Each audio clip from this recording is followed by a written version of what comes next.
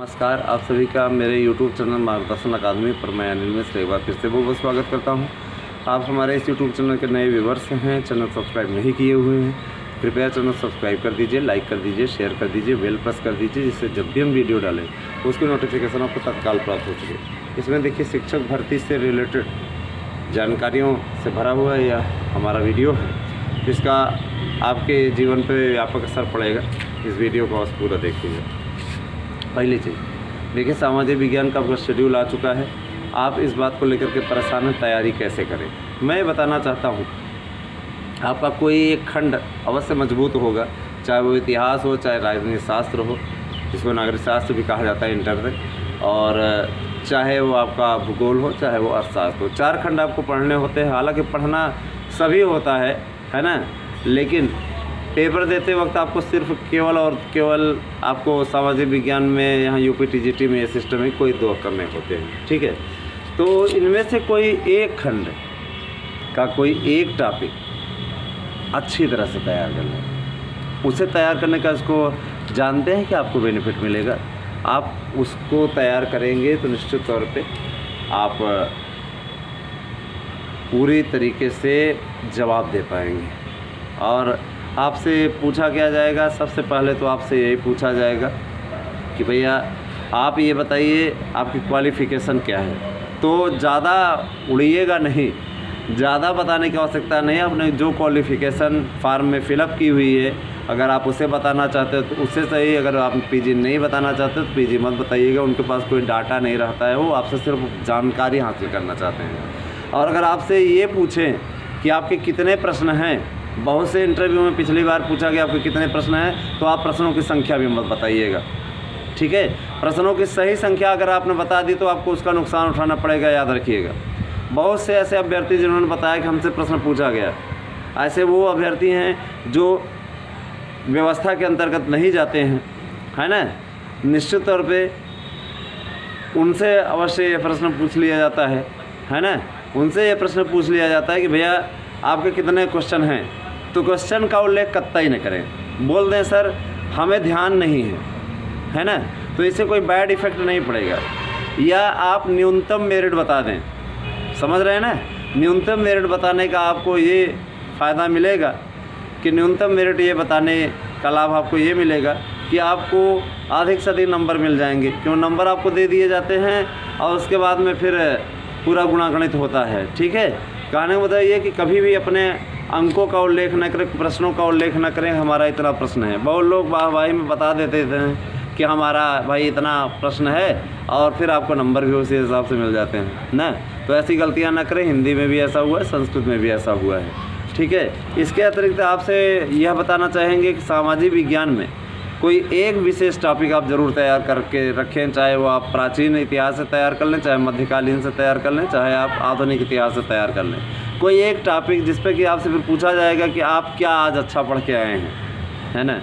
या आपसे प्रश्न पूछा जा सकता है कहीं पढ़ाते हैं क्या, तो ठीक है पढ़ाते हैं। आप जीएस से रिलेटेड भी आपका क्वेश्चन इसमें बन सकता है, इसमें तो हर कोई पूछ सकता है। सामाजिक विज्ञान एक ऐसा विषय होता है जिसमें हर कोई भी पूछ सकता है। जो 2 विशेषज्ञों का पैनल बैठा होता है, एक मेंबर का और एक विषय विशेषज्ञ का, तो वो आपसे ज़रूर प्रश्न पूछता है।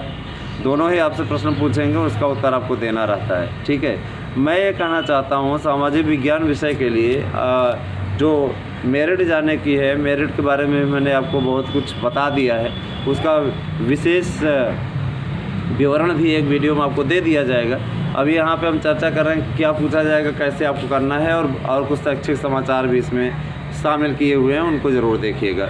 मैं ये कहना चाहता हूँ, फिर आपसे पूछा जाएगा, जैसे मान लीजिए आपने तैयार किया हुआ, आपसे पूछा गया कि भाई आप क्या अच्छा तैयार करके आए हो, तो मौर्य वंश हम सर बहुत अच्छा तैयार किए हुए हैं।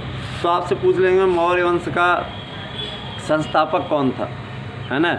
मौर्य वंश का संस्थापक कौन था, तो मौर्य वंश का संस्थापक आप तैयार करते हैं, आपको इस बात की जानकारी भी है ना। तो आप तुरंत बताइए उनको मौर्य वंश का संस्थापक कौन था, है ना। मौर्य वंश का संस्थापक ऑथेंटिक प्रमाणिक किताबों से पढ़िएगा, है ना।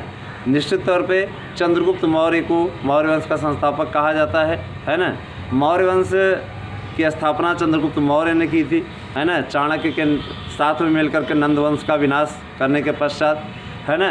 तो एक जानकारी ये आपकी हो गई। इसके अतिरिक्त आपसे फिर पूछ सकता है कि आधुनिक इतिहास आपने पढ़ा हुआ है, मध्यकालीन इतिहास। मध्यकालीन इतिहास में सल्तनत काल की स्थापना किस सन से मानी जाती है? सन वगैरह बहुत तैयार करके रखिए भैया।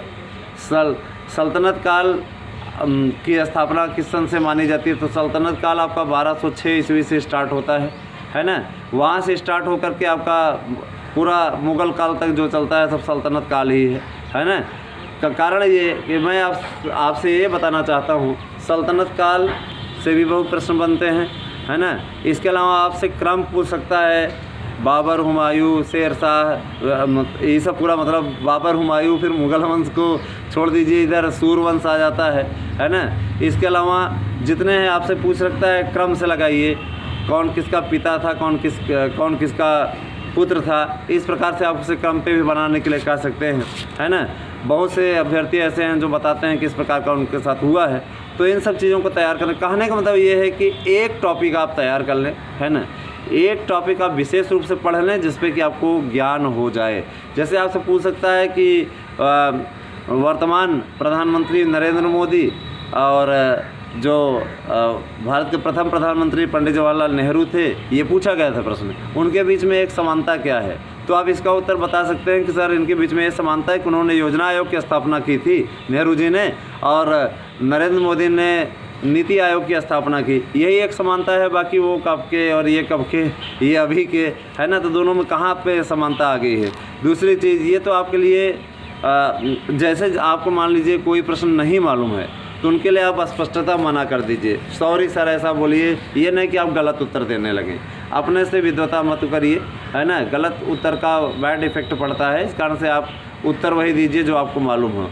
दूसरी चीज़, अगर आप जब जाने लगें, जैसे ही आप कक्ष में प्रवेश करें, कक्ष में प्रवेश करने के बाद आप नमस्ते कर सकते हैं, लेकिन आप पैर न छुएं। पैर छूने पे आपको बैड इफ़ेक्ट का सामना करना पड़ सकता है। तो पैर न छुएं, पैर छूने पर आपका नंबर कट सकता है और एग्जामिनर रुष्ट भी हो सकता है। ठीक है, कमरे से जब आपका पूरा प्रश्न पूछ लें उसके बाद कहें कि आप जा सकते हैं, तो थैंक्स सर ऐसा कह करके उसके बाद आप अपने कमरे से निकल आएँ। ये इसकी सामाजिक विज्ञान की पहली कड़ी थी जिसके बारे में आपको बताया। साथ ही मैं एक चीज़ बताना चाहता हूँ, नए विज्ञापन को लेकर के चिंतित ना हो, वह आपका आना तय है और आएगा ही। ठीक है, वीडियो आपको कैसा लगा ज़रूर हमें बता दीजिएगा। वीडियो देखने के लिए आपको बहुत बहुत धन्यवाद। आप सभी का दिन शुभ हो।